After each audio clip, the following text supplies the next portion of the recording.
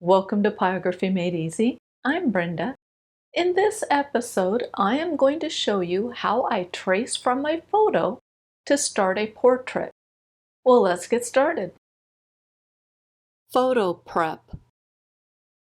Begin by printing 2 copies of the reference photo onto lightweight paper, like standard copier paper.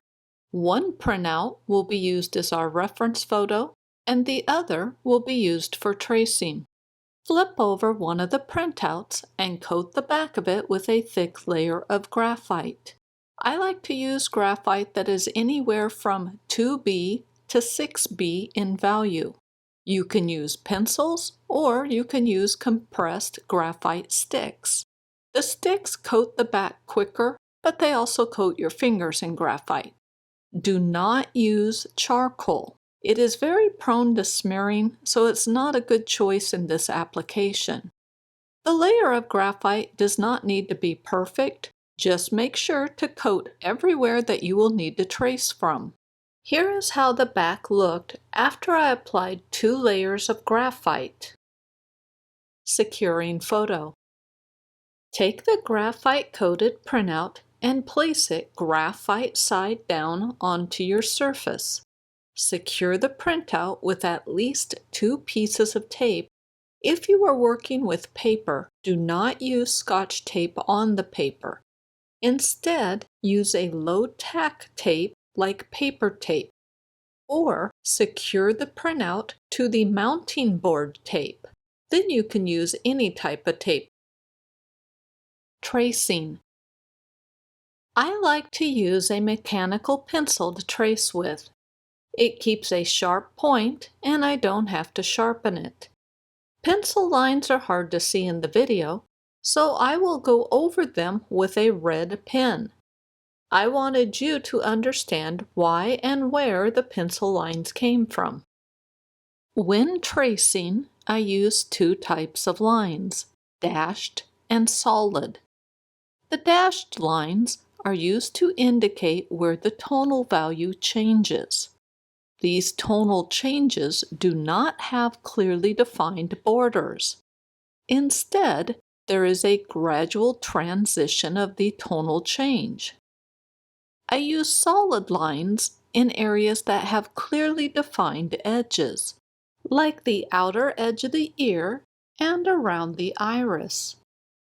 I also use solid lines on eyebrow hairs and eyelashes. A common question that I get asked is what should be traced.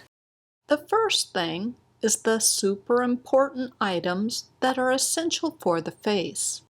This would be the eyes, eyebrows, nose, mouth, and the outer edge of the face.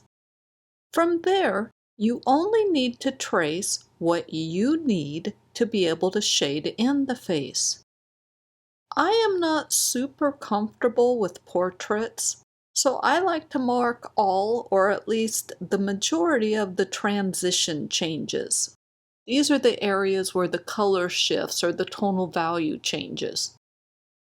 Other artists may only need the essentials. They can do the shading without any dashed lines that mark the transitions. There isn't a wrong or a right way to trace. Instead, it is doing what works best for you. So let's examine the trace lines. I have used solid lines along the outer edge of the face and around the eyes. These areas are clearly defined. They have crisp edges. The eyelashes and eyebrow hairs also have solid lines to indicate their location. Now let's look at how the light is striking her face. There is a bright highlight on her right cheek. I drew a dashed line around the boundaries of the highlight. Adjacent to the highlight, the skin gets a touch darker in tonal value.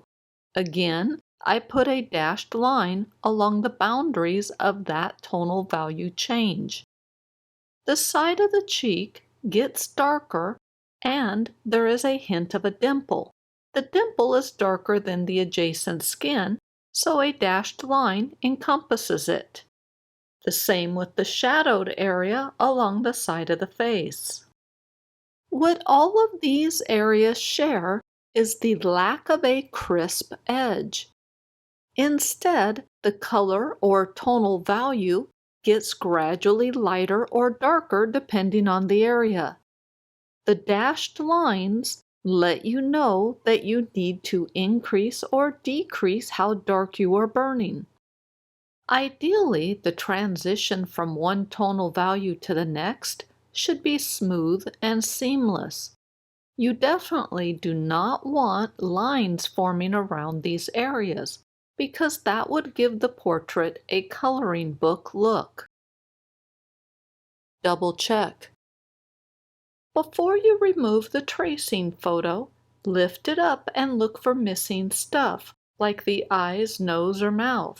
If you miss something, it's easy to fix it while the photo is still attached and aligned properly. Then place the traced photos next to the tracing and do another check for missing and/or lines that are difficult to see. If you find a problem area, use a pencil and either draw over the line so that it is easier to see, or draw in the missing line. I like to do one more check before I start burning. I place the reference photo next to the tracing and compare shapes, like the shape of the teeth, lips, etc. I make any changes as needed. I will even add more lines to areas if that will help make it clearer what the details are. Well, that's it for this episode. I hope you found the information informative. I thank you for watching my video, and I will see you next week.